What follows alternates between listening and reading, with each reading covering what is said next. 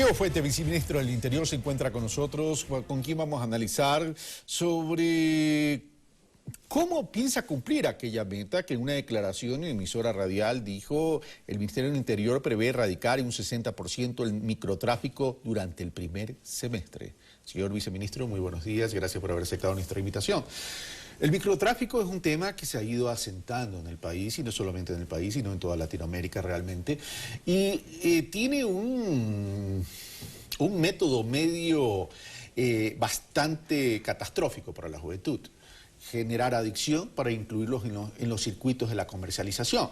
Y esta es una lucha permanente, constante, pero ¿cómo combatir este mal del siglo XXI cuando el microtráfico mueve miles de millones de dólares y el narcotráfico, que la nave nodriza del microtráfico, también mueve miles de millones de dólares? Y evidentemente los estados y las naciones no tienen recursos ilimitados para poder combatir con esta transnacional del mal. Señor viceministro. Buenos días, muchas gracias por la invitación.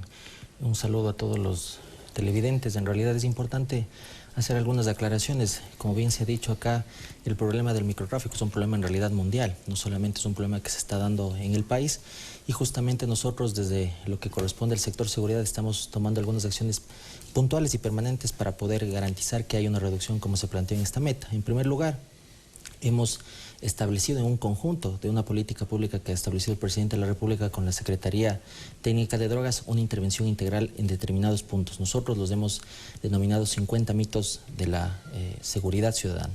Y justamente vamos a hacer una intervención como ya se hizo en el Cerro de las Cabras, como se ha hecho también en Garay, en la avenida 10 de agosto, y también la estamos haciendo aquí en la avenida Mariscal, y consiste justamente en el empoderamiento de la capacidad del ciudadano de recuperar ese espacio público. Pero ahí voy, señor viceministro. A ver, a quienes se capturan son aquellos que comercializan en las calles. Es importante hacer un trabajo de empoderamiento en la sociedad civil, fundamentalmente en los jóvenes, y aquí hay una gran corresponsabilidad de las familias, por un lado. Pero por otro lado, para poder atacar de forma estructural y radical al microtráfico, pasa también por el tema y del narcotráfico que están asociados, pasa también por el tema de atacar a quienes son las grandes cabezas y los líderes de este negocio del mal.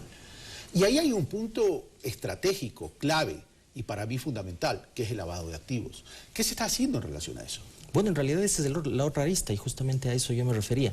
Hemos logrado ya comenzar a desestructurar estas grandes redes de narcotráfico y de microtráfico que estaban operando en el país. El año anterior, con los 100 eslabones, dimos duros golpes al narcotráfico y al microtráfico. Tuvimos aproximadamente 78 toneladas de droga incautada, de las cuales 17 fueron solamente para microtráfico. Y este año, en lo que va de estos días de febrero, en conjunto con enero, tenemos aproximadamente 7.6 toneladas, de las cuales 2.1 toneladas son para microtráfico. Y justamente ese es el trabajo que estamos haciendo desde la parte de la interdicción de la policía, desestructurar estas redes que están conformadas por gente que las financia, que transporta, que acopia, que distribuye, justamente que se sectoriza. Pero también nos hemos dado cuenta que necesitamos hacer una intervención integral, no solamente desde la perspectiva de la interdicción, sino también desde la perspectiva de garantizar que los ciudadanos se sientan empoderados de esos territorios y que no puedan ser cooptados por los microtraficantes. Porque si no, simplemente lo que pasaba es que la policía hacía el trabajo, se desarticulaban las redes medianas y grandes de microtráfico y narcotráfico, pero obviamente la ciudadanía no sentía ese empoderamiento de poder transitar libremente en las calles, y ese es el trabajo que se está haciendo. ¿Cómo lograr ese empoderamiento? Luego paso al tema del lavado de activos, que para mí todavía no está respondido, pero vamos al tema de empoderamiento. ¿Cómo generar ese empoderamiento? Bueno, justamente ese empoderamiento es lo que hemos hecho con estos 3 proyectos principales que hemos comenzado. La policía llega, realiza esta intervención, pero también con toda la estructura de los servicios del Estado. Actualmente la Secretaría Técnica de Drogas también está articulando todos los servicios que da el Estado. Ingresan otras instituciones para poder garantizar que el espacio público se recupere. ¿En qué sentido? Justamente, por ejemplo, en el sentido de poder garantizar que los muchachos puedan hacer deporte a través de programas deportivos, programas de salud, Pero eso es una programas de política que educación. se debería articular entre el gobierno central y los gobiernos autónomos descentralizados. Y eso lo estamos haciendo. Es decir, no solamente hay una política pública en temas de conceptualización, sino la articulación debe estar desde el gobierno que está más cerca de la ciudadanía, que es el gobierno local, y el gobierno central a través de la política pública de inclusión social. Justamente, eso es lo que estamos haciendo. Hemos articulado ya con algunos gobiernos autónomos descentralizados, pero insisto, también la lucha está enfocada en la desarticulación de las redes. Como yo les decía, el lavado de activos es sumamente importante. Obviamente la Policía Nacional, a través de la Dirección Nacional Antinarcóticos, cuenta con la unidad de lavado de activos, y justamente esta unidad de lavado de activos permanentemente es la que nos ha permitido detectar estos capitales. Pero el tema no es que cuente con la unidad de lavado de activos. Yo reconozco el gran trabajo de la Policía Nacional en cuanto a la captura de todas estas toneladas, etcétera, etcétera. Puede existir intervención, etcétera, etcétera. Pero pueden coger a 10, pero salen 1000.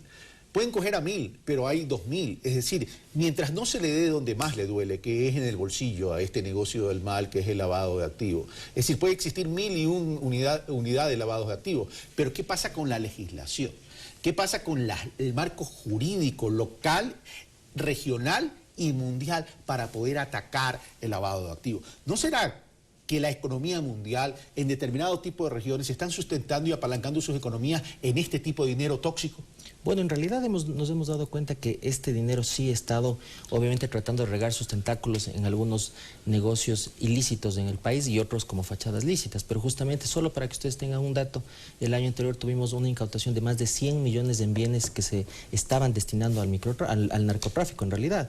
Y justamente ese es el trabajo que hacemos de manera permanente. Yo obviamente sí debo hacer una aclaración de que estas unidades que nos permiten detectar estos capitales están funcionando y están funcionando activamente, porque justamente a través de toda una investigación que es ya mucho más técnica y financiera, se puede detectar que ciertas personas están financiando o están haciendo lavado de activos o fungiendo simplemente como testaferros o empresas de papel. En todos los operativos que hemos tenido, nosotros hemos tenido la transparencia de poder informar a la ciudadanía y vincular a empresas y vincular a representantes legales que básicamente fungían, como ya lo digo, como testaferros o simplemente que estaban lavando capitales. Entonces, las unidades están funcionando. No se puede desconocer que hay que hacer todavía algunos ajustes y precisiones en determinadas normativas, pero estamos trabajando y los resultados están a la vista. Como yo le digo, el año anterior tuvimos una incautación de 78 toneladas aproximadamente de narcotráfico, que superamos y rompimos el mito de Manta, ¿no? Donde básicamente se decía que la base de Manta era la que nos había permitido en ciertos años tener una incautación fuerte, pero lo que no pasaba era que se desarticulaban estas bandas. Simplemente había una incautación de droga, pero las bandas seguían trabajando, y esa política es la que se ha cambiado en el país. Hoy por hoy desarticulamos las estructuras que estaban afectando y dejando la droga aquí en el Ecuador. Dos preguntas. ¿Qué tanto se han empoderado los gobiernos locales en esta estrategia que usted nos acaba de mencionar? Bueno, yo creo que ahí hay un compromiso pendiente, y eso sí hay que ser sumamente claros y frontales. Nosotros vamos a comenzar a hacer una reunión con todos los gobiernos autónomos descentralizados para plantearles también las necesidades, obviamente desde la perspectiva de que ellos son también actores fundamentales. Aquí existe una coparticipación que en cierto punto nosotros creemos que falta todavía de afianzar. ¿Cuáles son las regiones críticas dentro del Ecuador? Bueno, nosotros estamos priorizando, yo hablaría que más que regiones críticas, regiones priorizadas, y obviamente por la densidad poblacional estamos hablando de Quito, Guayaquil. Hemos establecido también un programa prioritario en Manta, y lo vamos a hacer en estos 3 lugares de manera prioritaria, porque ahí existe la mayor concentración, no debido a que exista mayor actividad, sino porque existe una densidad poblacional mucho más grande. Es por eso que hemos comenzado estas intervenciones, pero hemos hecho a nivel nacional 50 lugares que tendrán una intervención fuerte, permanente y priorizada de la policía para poder recuperar esos espacios, y que, insisto, no es solo es una perspectiva que es integral, interdicción y también la perspectiva de la Vamos al otro tema. social. ¿Cuántos capturados por lavado de activo ha habido en los últimos 12 meses? Bueno, en los últimos 12 meses tenemos aproximadamente, yo hablaría de estructuras en realidad más que capturados.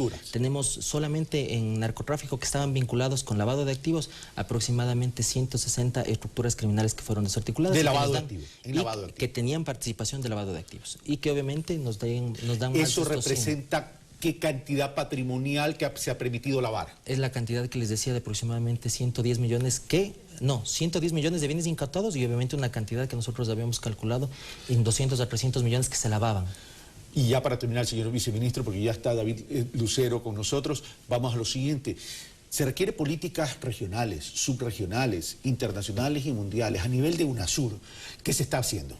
Bueno, en realidad la UNASUR ha sido un espacio de concentración para estas políticas. Ustedes conocen que hay algunas iniciativas de crear, por ejemplo, una red a través de la Fiscalía para poder tener todo un marco legal similar. Ese es uno de los grandes retos que tenemos, estandarizar la normativa para que cualquier delito transnacional que hoy por hoy no tiene fronteras pueda ser juzgado. ¿Corte penal de la región?